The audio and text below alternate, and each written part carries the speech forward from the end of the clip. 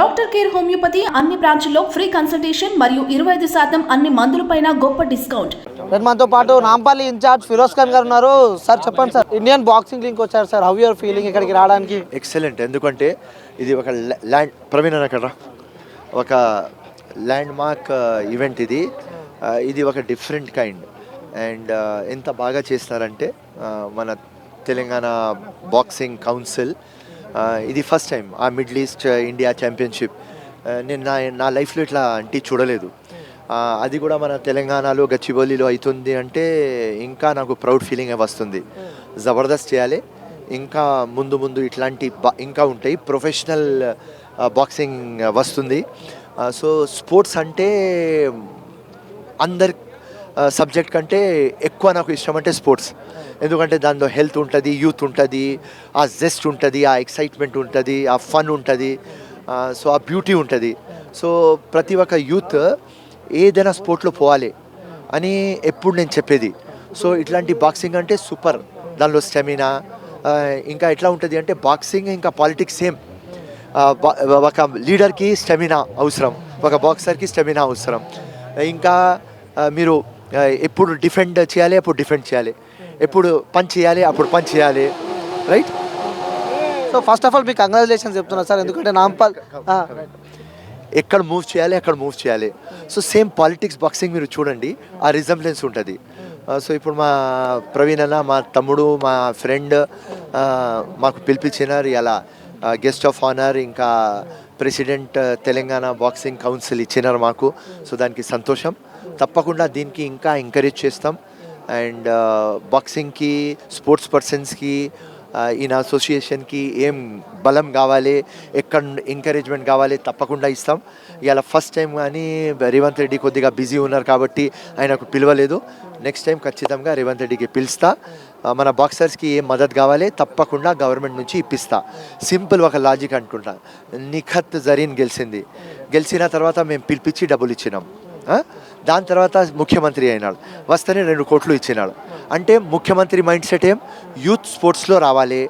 Drugs ఈ కేసీఆర్ తాగపోతూ తెలంగాణ చేస్తున్నాడు, ఆ తాగపోతూ తెలంగాణ వెళ్ళిపోవాలి, ప్రాస్పరస్ తెలంగాణ కావాలి, అందరు యూత్ మెయిన్ స్క్రీమ్లో రావాలి. మా రేవంత్ రెడ్డి ఒక యంగ్స్టర్, ఆయన మైండ్లో అది ఉన్నది కాబట్టి 100% స్పోర్ట్స్కి చాలా మంచి ఫ్యూచర్ ఉంటుంది అని ఒక గట్టి నమ్మకంతో విశ్వాసంతో మీకు చెప్తున్నా. సో నాంపల్లి నుంచి కూడా మీరు చాలాసార్లు కంటెస్ట్ చేశారు. సో చిన్న ఓట్లతో కూడా మీరు ఆ వెనుదిరగడం జరిగింది. సో మేము కంగ్రాచులేషన్స్ చెప్తున్నాను సార్, ఎందుకంటే ఆ ట్రై అంటిల్ మీ సక్సెస్ కదా, ఇంకా మీరు ట్రై చేస్తూనే ఉన్నారు. సో ఎందుకోసం నాంపల్లి ప్రజలు దూరంగా ఉంటున్నారు అనుకోవచ్చు, ఎందుకోసం చిన్న ఆ ఓట్ల నుంచి మీరు బయటికి వస్తున్నారు అనుకోవచ్చు?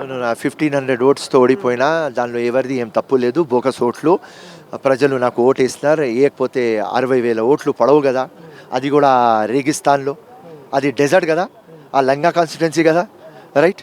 అక్కడ పడవు కదా, ఉట్టి బోకస్ ఓట్లు. ప్రజలు ఎవరైనా కానీ, హిందూ కానీ, ముస్లిం కానీ, దళిత్ కానీ, ప్రతి ఒక్కరు ఫిరోజ్ ఖాన్ కావాలి, కాంగ్రెస్ కావాలి చేస్తున్నారు.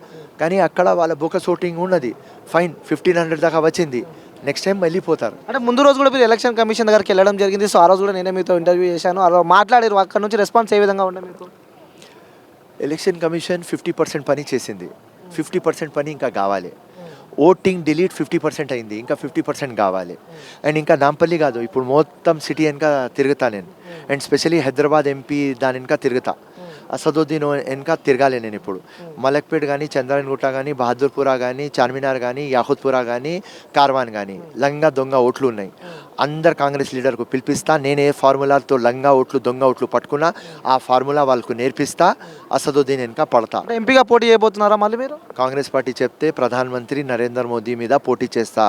అసదుద్దీన్ ఎవర్ గ్రేట్ ఫెలో, వాడు ఒక చీఫ్ ఫెలో, లంగా ఫెలో, మేనిఫెస్టో లేని ఫెలో, లంగా దొంగ మాటలు చెప్తాడు. అలాంటి నాంపల్లిలోనే మళ్ళీ ఎంఐఎం గెలిచింది కదా, దొంగ ఓట్లతో గెలిచినారు, అది అందరికీ తెలుసు. నువ్వు మైక్ తీసుకొని తిరుగు, ఇప్పుడు ఇక్కడనే తిరుగు. ఫిరోజ్ ఖాన్ ఎందుకు ఓడిపోయినాడు అంటే 10 మంది తోడితే 10 మంది దొంగ లంగా ఓట్లు అంటారు, ఇది వాస్తవం, రైట్? కానీ నువ్వు అప్రిషియేట్ చేయాలి. లంగా దొంగ ఓట్లు ఉన్న తర్వాత కూడా మా ఫిరోజ్ ఖాన్ ఇంత గట్టిగా ఫైట్ చేస్తున్నాడు రా భయ్.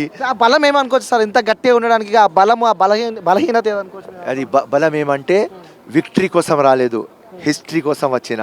విప్లవం కోసం వచ్చిన సచ్చే ముందు విప్లవం తీసుకువస్తా. జై హింద్, జై సార్ కాంగ్రెస్. ఎప్పటి నుంచో మీరు చెప్తున్నారు రేవంత్ రెడ్డి సీఎం పక్కా అవుతాడు అన్న దాంట్లో మొట్టమొదటి వ్యక్తి మీరు ఉంటారు. సో హౌ యూఆర్ ఫీలింగ్, మీకు ఎలా అనిపిస్తుంది ఇప్పుడు? Great feeling.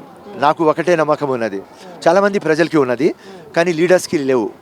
ఆ లీడర్స్కి ఉంటే కూడా వాళ్ళ దగ్గర కరేజ్ లేదు చెప్పడానికి. కానీ ఫిరోజ్ దగ్గర, ఖాన్ దగ్గర అది కరేజ్ ఉండేది. 100% రేవంత్ రెడ్డి అవుతాడన్న. అండ్ లాస్ట్ నా ప్రెస్లో ఏం చెప్పినా, ఒకవేళ 9th డిసెంబర్కి కాంగ్రెస్ పార్టీ పవర్లో రాకపోతే, రేవంత్ రెడ్డి ముఖ్యమంత్రి కాకపోతే నేను జీవితంలో ప్రెస్తో మాట్లాడను అని చెప్పిన. ఎంత గట్టి నమ్మకం నాకు. సో 100% ఆ పెద్ద పులి గెలుస్తాడు తెలుసు. కాంగ్రెస్కి పూర్వ వైభవం వస్తుంది అని తెలుసు. ఫ్యూచర్లో లోక్సభలో కూడా కాంగ్రెస్ ఇంకా గట్టిగా అవుతుంది తెలంగాణలో. అది కూడా మీకు ఇలా చెప్పి పోతున్నా. జై హింద్, జై కాంగ్రెస్. రేవంత్ క్యాబినెట్ లో ఫిరోజ్ ఖాన్ గారిని మంత్రిగా చూడొచ్చా? రేవంత్ క్యాబినెట్ లో ఫిరోజ్ ఖాన్ కూడా మంత్రిగా చూడొచ్చు, ఎందుకంటే చాలా మంది ఇక్కడ మైనారిటీకి సంబంధించి కూడా ఎలాంటి మంత్రి లేడు. సో ఫిరోజ్ ఖాన్ గారితో టచ్లో ఉంటున్నారు రేవంత్ రెడ్డి గారిని. త్వరలో ఆ ఫిరోజ్ ఖాన్ గారు కూడా మంత్రి అవబోతున్నాడు అని చెప్పి కొన్ని వార్తలు వస్తున్నాయి. ఇప్పుడు నాకు అడిగితే 100% మంత్రి నేనంట. ఇప్పుడు హైకమాండ్ రాహుల్ గాంధీ, సోనియమ్మ, ఖర్గేజీ, ప్రియాంకాజీ, కేసీవీ వేణుగోపాల్జీ, ఇంకా మా రేవంత్ రెడ్డి అందరు డిసైడ్ చేస్తే 100% అవుతాం. ఏ మంత్రి కావాలనుకుంటున్నారు సార్? ఎందుకంటే నాతో పాటు మీరు మైనారిటీ మంత్రి తప్ప ఏ మంత్రి కావాలని చెప్పి నాతో చెప్పినారు. సో ఏ మంత్రి కావాలనుకుంటున్నారు మీరు? అది సీఎం డిసైడ్ చేయాలి, రాహుల్ గాంధీ డిసైడ్ చేయాలి. నేను చెప్తా నాకు ఇది కావాలి ఇది వద్దు అంట. కానీ ఆకలి ఉన్నప్పుడు ప్లేట్లో ఇది ఇస్తే అది తినాలి కదా తమ్ముడు. నేను బిర్యానీనే కావాలి అంట. బిర్యానీ దొరకపోతే కర్డ్ రైస్ తినాలి కదా, ఫ్రైడ్ రైస్ తినాలి కదా. సో చూద్దాం. ఇంకోటి సార్, బయట ఉంటున్న వార్తలు ఏంటంటే ఫిరోజ్ ఖాన్ ఓడిపోయిన తర్వాత ఇక్కడ హైదరాబాద్లో కనిపిస్తలేడు అని చెప్పి కూడా చాలా మంది అంటున్నారు. సో మీరు ఇక్కడ ఇండియన్ ప్రో బాక్సింగ్ లీగ్ దగ్గర కనిపిస్తున్నారు. సో ఎక్కడికి వెళ్ళారు ఈ గ్యాప్లో మీరు? 1 వీక్ నుంచి ఢిల్లీలో ఉన్నా, అందరితో కలుస్తున్నా, అందరితో కలిసేసి మాట్లాడుతున్నా ఎట్లా కాంగ్రెస్కి ఇంకా గట్టిగా చేయాలి. 24 కాన్స్టిట్యుయెన్సీలో గ్రేటర్ హైదరాబాద్లో కాంగ్రెస్ వెళ్ళిపోయింది, ఎట్లా రివైవ్ చేయాలి, బూత్ లెవెల్ దాకా ఎట్లా పోవాలి, ఈ బోకస్ ఓట్లకు ఎట్లా ఫినిష్ చేయాలి, మొత్తం మెకానిజం ఫార్ములా రివైవ్ ఎట్లా చేయాలి. నాకు ఏం రావాలి అది ఇంపార్టెంట్ కాదు, కాంగ్రెస్ ఎట్లా గట్టిగా కావాలి. ఆ గట్టిగా ఉంటే ఆ చెట్టు మనం ఎప్పుడు కూడా గట్టిగా ఉంటాం. సో ఆ చెట్టు గురించి ఆలోచన. నా సొంతంది ఏం లేదు.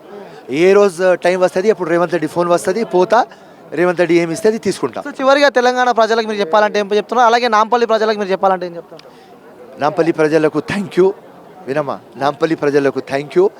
60,000 మంది నాకు ఓట్లు వేసినారు.